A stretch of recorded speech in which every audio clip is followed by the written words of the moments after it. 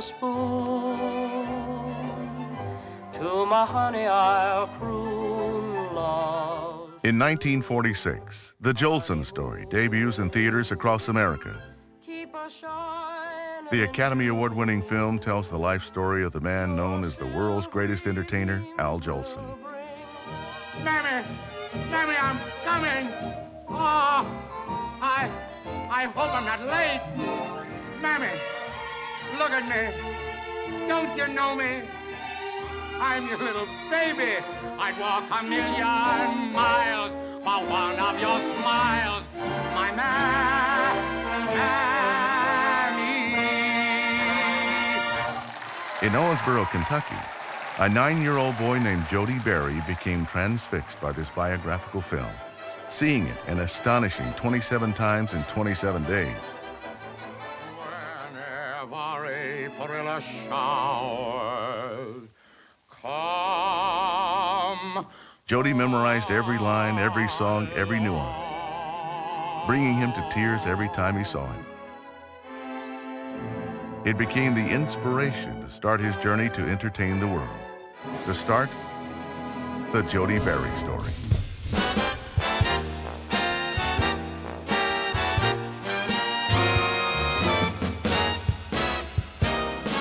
Ladies and gentlemen, presenting the undisputed heavyweight champion of the evening, let's get ready to rumble, gentleman Jody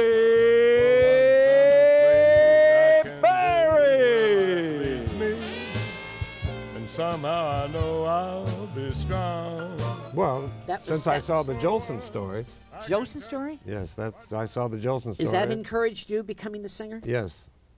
You sing like Jolson, is that it, or do you like those songs? I just came out of the theater singing. Are you one of the guys that used, everyone, when they saw the Jolson Story, they went home and they got their records machine and they start personating Al Jolson.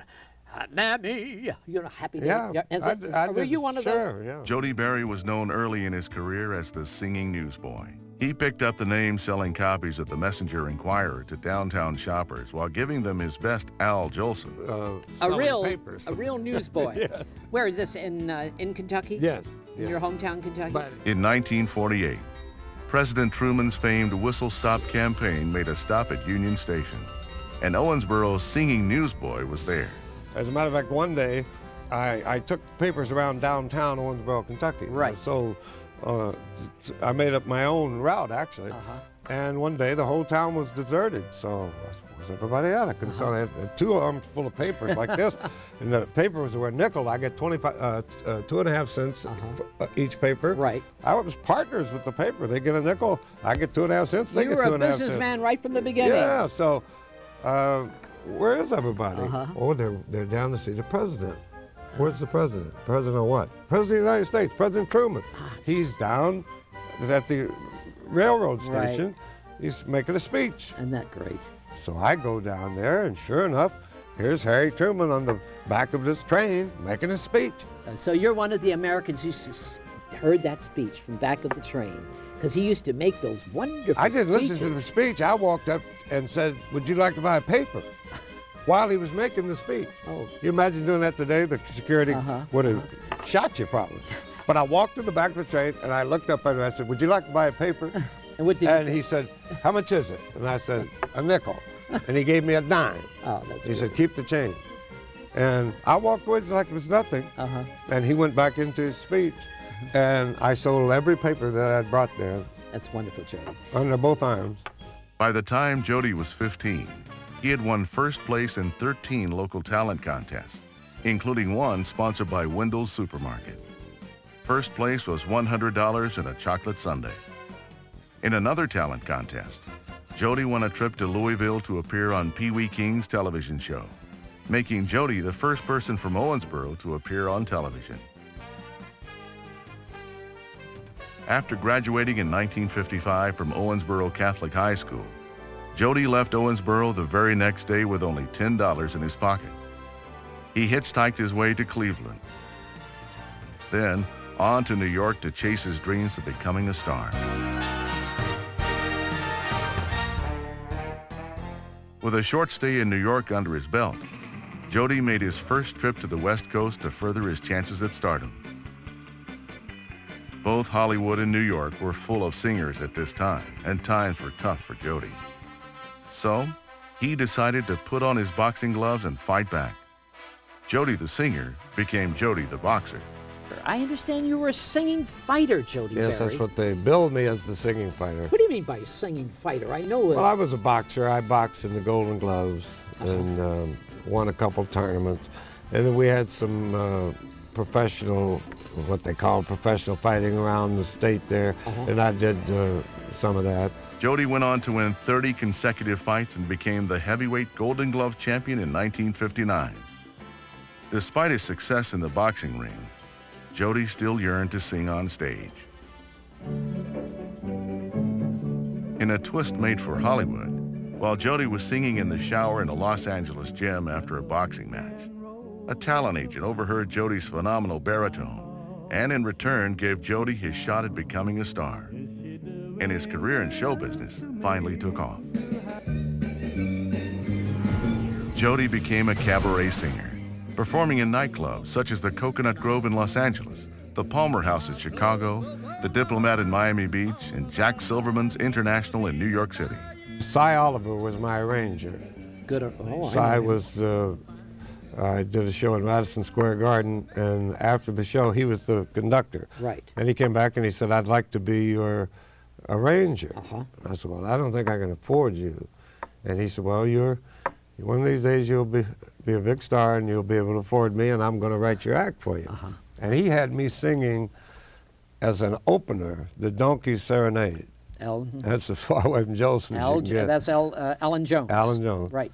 So that was an opener, and he really wrote me quite an act, the Soliloquy from Carousel, big songs. But you went to Chicago and you worked some strange, great clubs. I mean, Mangum Chateau. That's one of the best in Lyons, Illinois. Right. Tell me about Mangum's. You worked with some great stars there. Yes, Jackie Vernon, Jimmy Caesar, Another comedian. and of course we had a line of girls, dancers. It was a supper club, like. Yes, big one, big. Forget how many seats it had. You worked Jack Silver's International in New York. That's a great club. Yeah, that's the largest club in New York. How did you get that job? Jody Berry, I'm seeing it. International, Jack Silverman, International, Jody Berry. Headline, right there. How did Jody Berry get into that club? You were seeing Bay Calmus? Or? Yeah, B was doing a radio show at the time. Actually, Jack Silverman was watching us, and when we got through with the show, he said, "I'd like to hear you sing." So I said, "Well, when do you want to hear me sing?" And he said, "Well, you can sing now." And he put me on the show in the big room. Jody went on to appear in musicals such as Guys and Dolls, Carousel, Oklahoma, Music Man, and High Button Shoes. In 1963, he was acclaimed as the hottest young man in show business. Jody wrote and starred in 2 hit shows in Chicago from 1965 to 1968. The success of this famed Chicago run allowed Jody even more freedom in calling his own shots in a showbiz world that was on the cusp of change.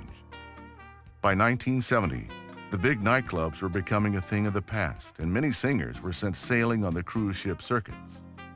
During this time, Jody decided to take his unique talents to the big screen. He appeared in The Scavengers and The Buddy Holly Story. It's Maria. Are you kidding? I thought you had that one made in the shade. No, it's her aunt. Her aunt threw me off course a little bit. So your aunt absolutely forbids her to go out with any musician. You believe that? That is the funniest thing I've ever heard, huh? Is that what's bugging you? Jesus, Thanksgiving's right around the corner. You get all the dark meat you want. Jesse, you ever say anything like that again? I'll kill you, buddy. I'll kill you. Hold it, buddy. It's just a bad joke. He was only kidding, buddy. Oh, come on. He also became a writer for such hit television series as One Day at a Time, All in the Family, All That Glitters, and Mrs. Columbo. In the mid-1970s, Jody turned his talents to fashion design. His popular line of men's formal wear and line of silk golf wear were featured at specialty boutiques throughout Los Angeles. Tell me about your fashions, because you design your own shirts. You've designed a lot of things. Tell me about that, Jody. I design everything I wear, jewelry, shoes. Your jewelry. Look at the jewelry. Oh, incredible. This bracelet here is just beautiful. Yeah. You designed that? Yes. You design all your stuff? Everything. Actually designed, and you can see a picture in there, of Mr. Blackwell. I designed the suit that Mr. Blackwell wore to my affair when I got this award. He's one of the best couture men's designer that you'll find anyplace. I know, because when I walked around the room, no one said, "Hello, Mr. Blackwell." They said, "Oh, I love your tie." Everything I'm wearing was designed by Jody. From head to toe, the tie, the suit, the shoes. Jody, you are more than anyone could ever say, because above it all, you are one terrific human being. If I can find you. You came to California and you met your wife here, who is a very, very wonderful lady. Her name is Joni. Joni. Right. See, Jody and Joni. Yeah, it sounds like a dance team. Yeah. I met her on a rainy Monday night. And on Sunset? On Sunset Boulevard, walked into a restaurant bar, and the fellow that was singing there knew me. There was a rainy night and 3 ladies only in the whole place at a table. And the singer, Duke Mitchell, I know Duke, asked me if I would get up and sing? No, he asked me to come over to the table and sing to these 3 ladies. Well. And so I did, and one of them happened to be the girl I fell in love with and married. And that's it. That's what happened. Yeah. That's a wonderful story. Like a river flows surely to the sea, darling, so it goes. Our love was meant to be.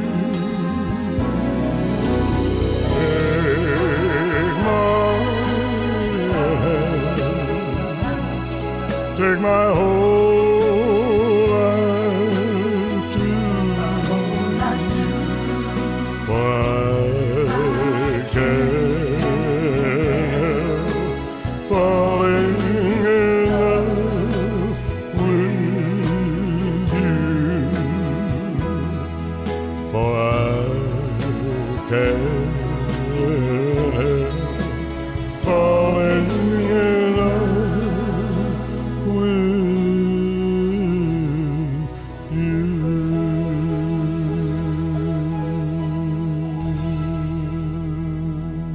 She actually grew up here. She's a very, very wonderful lady. She has an organization. She started many wonderful things for a lot of people in this town. Yeah, she's president of the Professional Dancer Society. Right. Which has really grown in the last few years. By the 1990s, Jody and Joni's charitable works were something they both took pride in, and their constant efforts helped further the dynamic legacy of the Berry name. Jody had earned the respect of the most prolific people of show business with his unique talents and was truly a modern-day Renaissance man. He was recognized in 1997 when the Friars Charitable Foundation of Beverly Hills, California, honored him as Friar of the Year. In the 51-year history of our club, it is the first time that it has ever been presented to a member. The Friars Club of California honors Jody Berry, the 1997 Friar of the Year. Because they knew, you're the man of the Beverly Hills. You're the man of the hour. Look how you're dressed. They're chic. You are known as the man of Beverly Hills. They just honored you, the man of the year. How do you feel about that, being honored at the Friars? Well, it was quite an honor. It was the first time that this Friar of the Year has ever been awarded. Awarded, right. So I was the first Friar of the Year, 52-year history of the club. Really? First one. And you sang that evening, because yeah. I want to Well, that was quite a show. sensational. Yeah. You had people like Steve Allen. You had Norm Crosby, Red Buttons. You had every star in Hollywood come to see Mr. Blackwell. you. Well, Yes. no, these people were on the show you're talking about there. Yes. But in the audience was Mitzi Gaynor, Jim Brown. Owensboro remained in the heart of Jody throughout his time in show business. He never forgot his roots and would come back to Owensboro, Kentucky on a regular basis to visit. I'm from Owensboro, Kentucky. Is that where you're from, Kentucky? Right. Because you live in Beverly Hills. That's like a night and day. You know, Kentucky's that's a lovely little place to come from. That's real America. I went back there last year at this very time because my birthday is tomorrow. Is it It's really? the 5th, right? Tomorrow? The 5th. No, tomorrow's the... Sunday's my 3rd. birthday. Sunday's your birthday. The 5th. Wow, happy So birthday. this time last year, we were in Kentucky. We did 2 parties, one for the people, all the kids I went to school with, and the next night we did for all the family. We had 2 great parties in Kentucky. Jody's love of his hometown was evident in the relationships that he maintained with his family and friends. There could never be a portrait of my love, for nobody could paint a dream. You will never see a portrait of my love, for miracles I never see.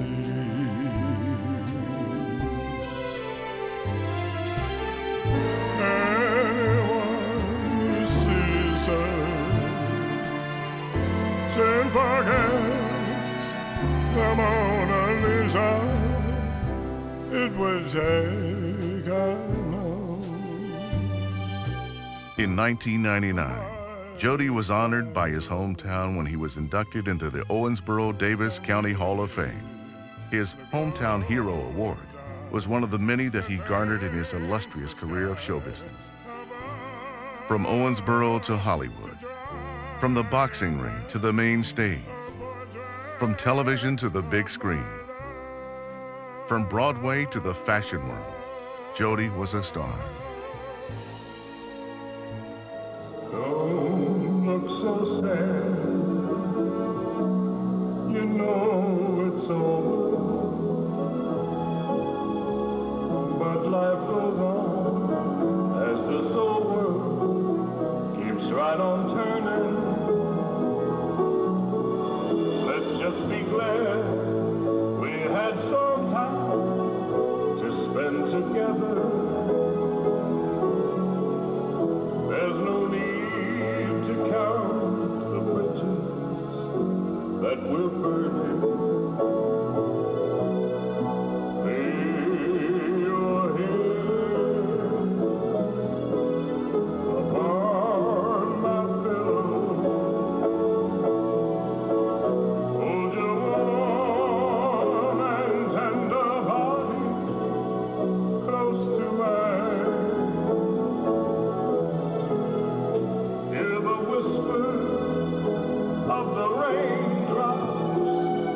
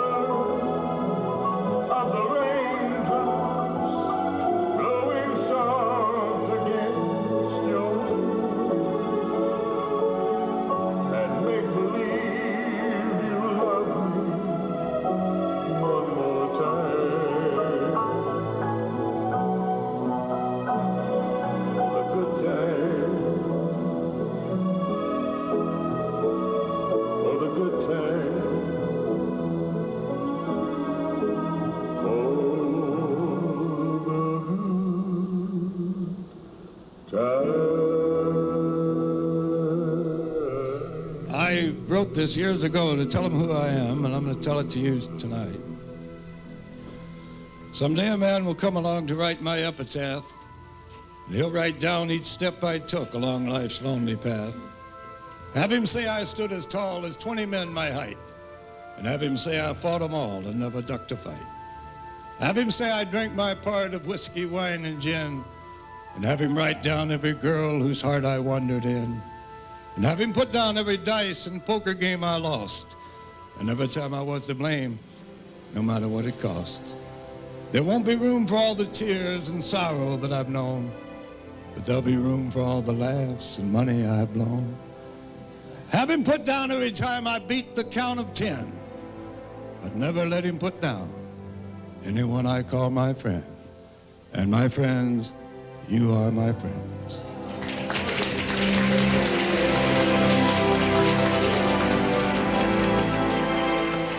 The Berry story lives on today through the many lives he touched along his humble journey. His family, his friends, his continued giving with his wife Jody are a testimony to his power. Perhaps Mitzi Gaynor described Jody the best at his memorial service when she said, "He's deep. He was a Renaissance man. He could sing, he could move, he designed clothes, he wrote beautiful poetry.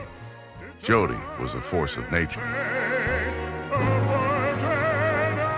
Because of Joni's generosity and the love she has for Jody, and recognizing Jody's love for his hometown, the Jody Berry story continues.